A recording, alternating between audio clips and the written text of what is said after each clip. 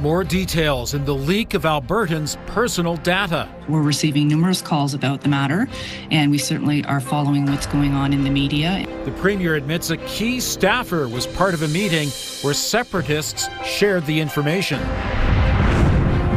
Homicide investigation.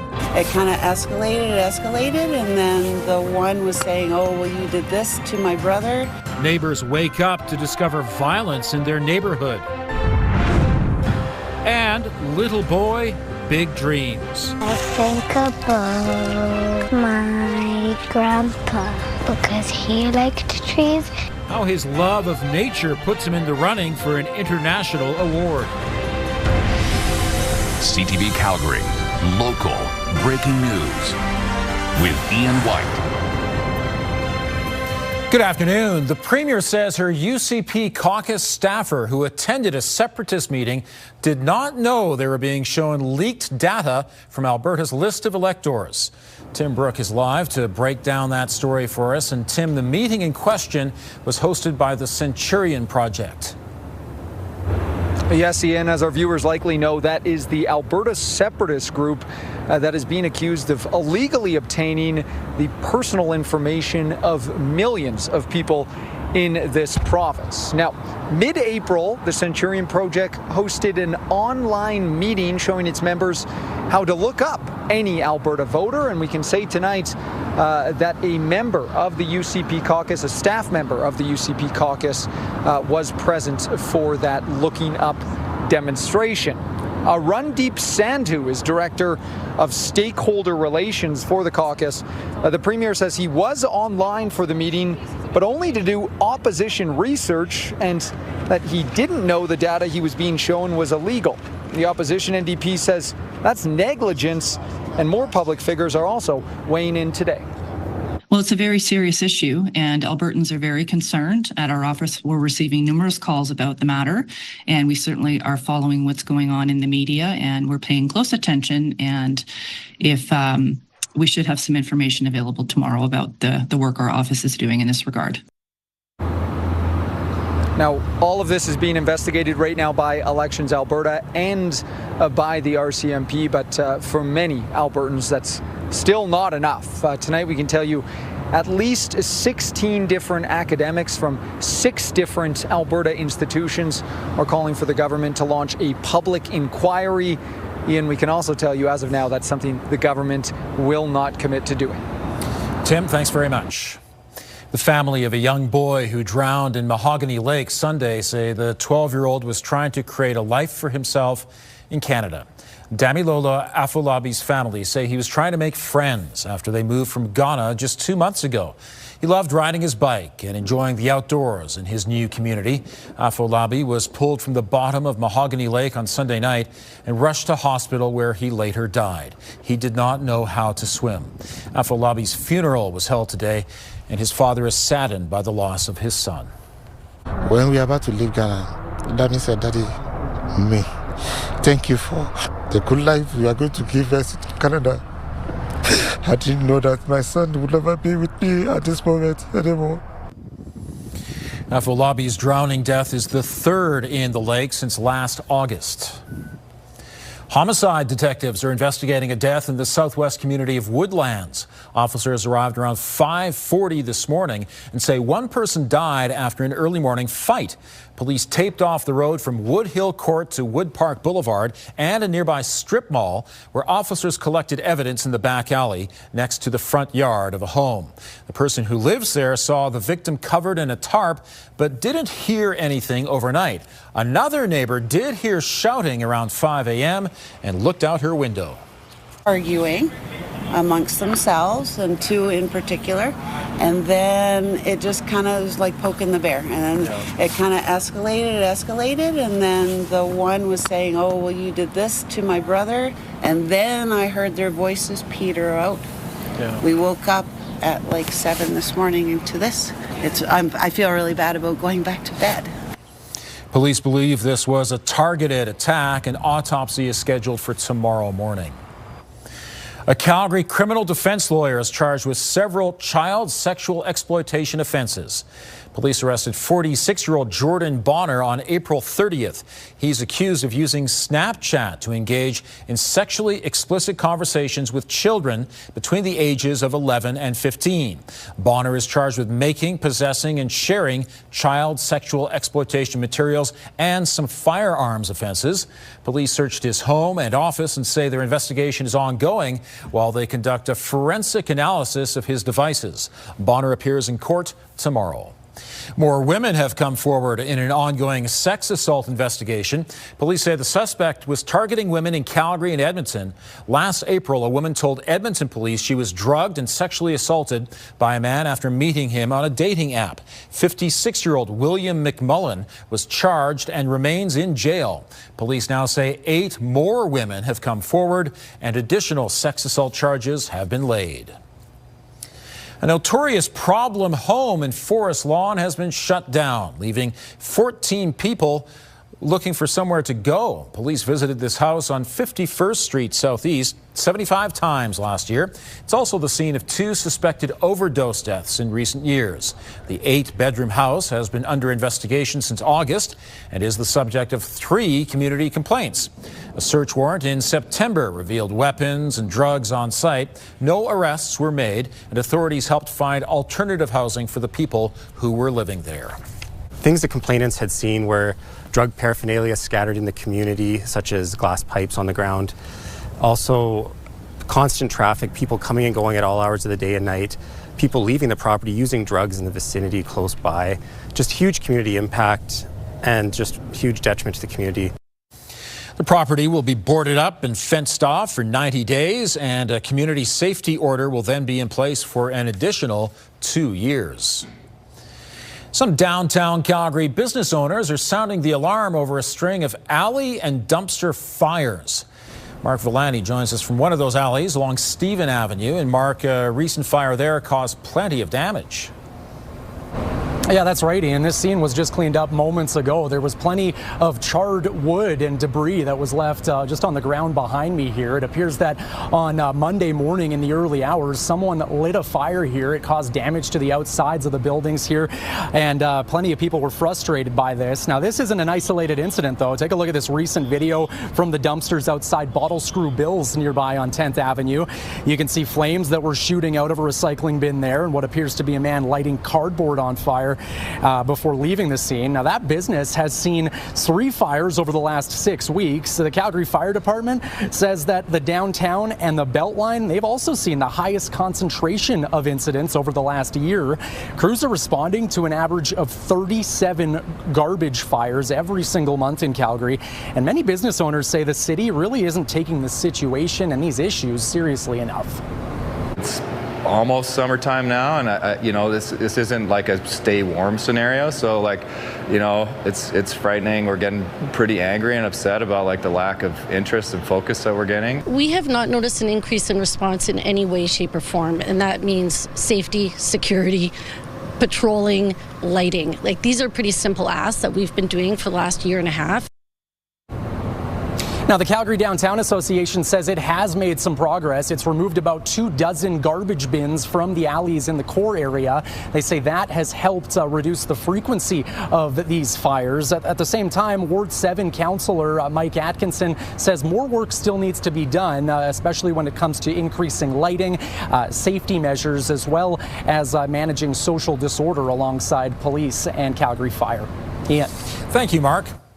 Studio Bell is launching a new interactive exhibit that invites visitors to make their own music. This is Play Lab, a free space on the main floor of Studio Bell. The 3 zones of Play Lab offer different experiences. The first section features strings, percussion, wind, and electronic instruments. The second is a learn to play area with recorded lessons. And the third is the sound stage, where people can conduct their own symphony. The museum hopes to attract broad interest. Music is one of the first ways new parents engage with their children. It's a way of communicating, and so we wanted to make that accessible for those youngest musicians. We hadn't done that before in our museum, and so we've got lots of toddler-sized musical instruments to play with, and then something for everyone. It's really a family gathering space. Play Lab is open during regular museum operating hours. The Calgary Stampede has revealed this year's headliner for the Grandstand Show. Take my heart tonight, still be yours in the morning light. Alberta's own High Valley will be performing some of their country hits along with the Gardner brothers, who are 5-time world champion Irish dancers. Of course, the Young Canadians will be part of the production, and fireworks will end off each night. The show runs from July 3rd to the 12th, so lots to look forward to during Stampede Week, when the weather is usually hot and sunny, and our weather is trending in that direction too. It is, yeah. We have a lot of heat in store for us for the next 10 days. So that's some good news if you like the warmer weather. We've had a lot of sunshine today in the city. We did have the clouds start to move on in around 2 o'clock, and they've been increasing since then. 21 degrees is the temperature right now at the airport, gusting closer to 30 kilometers per hour. So it's been a stunning day. We do have instability that's building down towards us. So that means the chance of an isolated shower or even a non-severe thunderstorm as we head through these next few hours in the city. All right, your 24-hour forecast brought to you by 5th Avenue Volkswagen. Family-owned, community-driven. Discover more at 5th Avenue Volkswagen. So yes, the risk of a shower or thunderstorm over these next couple of hours. Tomorrow will start out mainly sunny and 11 degrees at 8 a.m. A high of at least 20 in the afternoon, and then that late day instability, especially closer to those supper hours, that will pop up once again. More details coming up, Ian. Thanks, Danielle. First, Prince Edward Island, now Ontario. Still to come, another province decides to lower the age for patients to be screened for colon cancer. And a deadly collision on the Trans-Canada Highway east of Calgary. Also, if you have a news tip, text us at 10400.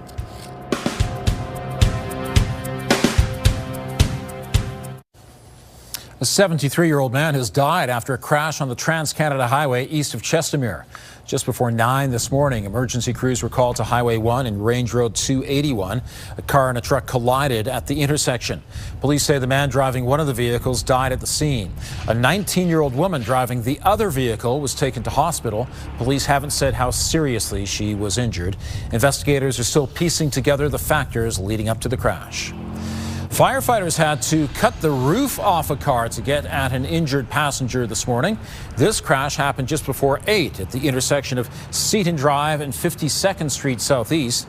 The injured passenger was taken to hospital with non-life-threatening injuries. 5 other people in the vehicles were assessed at the scene. Police are still investigating the cause of the crash. A man in his 20s has life-threatening injuries after being thrown from his motorcycle.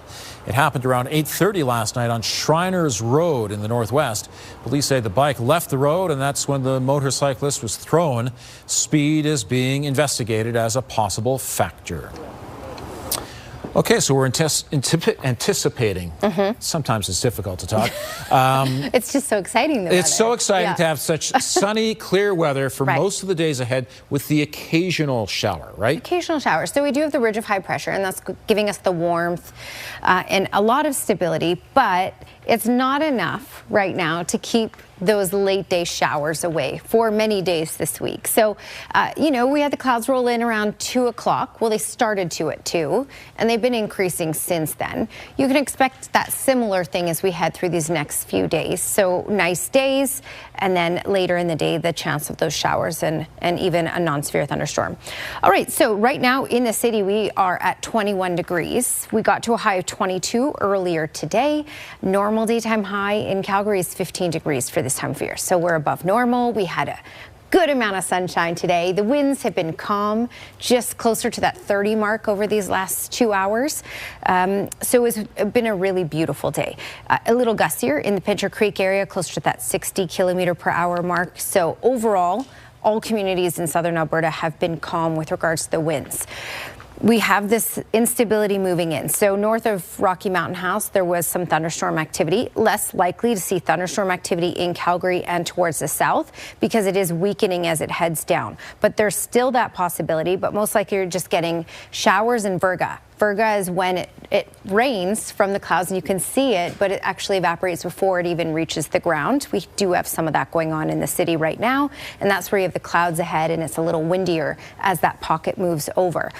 So we don't have as nice conditions now as we did a few hours ago, but it's been a really nice day and we have many of them on tap. All right, as we head to 8 o'clock tonight, most of that activity should be out of Calgary. We should start to clear out as well, but it will be east of the city and down the Trans-Canada. Again, by this point, just some isolated showers. For tomorrow morning, looking at showers in the far south, but for Calgary, mainly sunny skies, likely for the morning hours, but later in the day we have these pop-up showers possible again, and even a non-severe thunderstorm is possible. Most likely, though, those non-severe thunderstorms will be in the far south, as you can see by this model indicating with those little yellow dots there, or at least more intense rain in those isolated spots in the far south. All right, for Friday, just a mix of sun and cloud, really. And then Saturday, we have the chance of kicking it off early in the morning with some showers, but then it clears out by Saturday afternoon. So I'm being really conservative in my temperatures here. At least 20 degrees for tomorrow. We'll likely get a little warmer than that. And mainly sunny in the morning, late day shower possible. Friday, just that mix of sun and cloud and a high of 20 degrees. Saturday, close to 20. Chance of showers early in the morning and then clearing out in the afternoon. And we should hit 21 by the time we get into Sunday.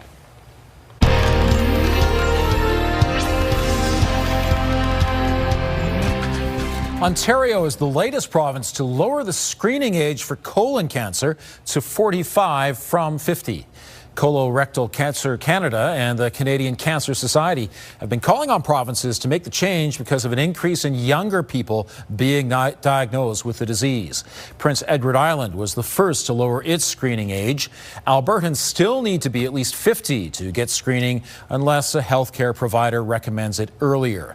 The provincial government says it continues to evaluate the current program and monitor emerging evidence.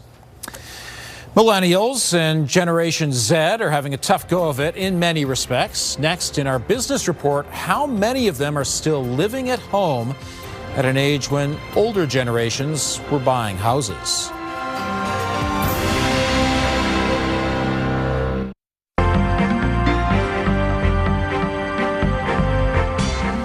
More and more young Canadians are still living with mom and dad. Joining me is Faisal Karmali, Portfolio Manager with the Popwich Karmali Advisory Group. And first of all, Faisal, how did the markets close today? What a very good day overall in the markets for people who are looking on the stock side of things. And it was all because of the potential deal between Iran and U.S. We saw a big pop in the markets with the exception to oil. Oil was down $7 a barrel at around 95 bucks an ounce. A barrel. So that causes a big change on the oil side. But overall, we saw a good day in the market. Meantime, the share of young Canadians living with their parents has doubled. Yeah, so let's take a look at what Stats Canada did. They looked at the cohort 25 to 39 years of age and looked at each of the demographics. Millennials, about 16% of millennials are still living with their parents when they're age 25 to 39. The same time, 25 to 39, for baby boomers, only 8% were living with their parents. So we've seen a double in the amount of people living at home. You look at home ownership, 50% of millennials are homeowners.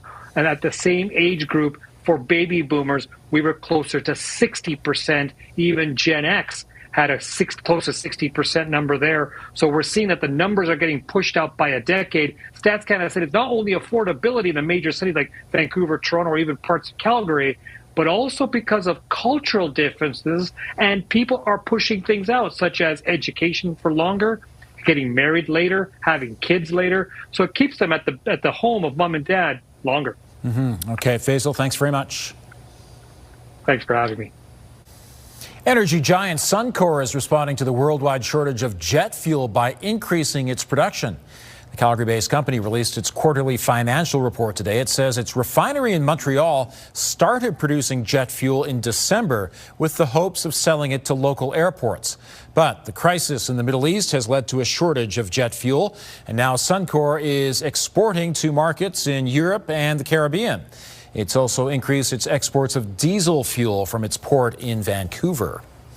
A war of words in Alberta's legislature today about who knew what about the voters list leak. Here's Tara Nelson with a look ahead to CTV News at 6. Hi, Ian. Nearly 3 million Albertans are affected by that data breach. The RCMP and Elections Alberta have launched investigations, but so far the province is not bowing to pressure to do more. Coming up at 6, why calls are growing for a public inquiry. Also ahead, court releases the 911 call from a fatal shooting of a Good Samaritan. Coming up at 6, you'll hear the details that the survivor was providing to police. Ian. Thank you, Tara. We're beginning a good streak of sunny days, even into the weekend. Right now in Calgary, mostly cloudy and 21. Danielle has the details coming up.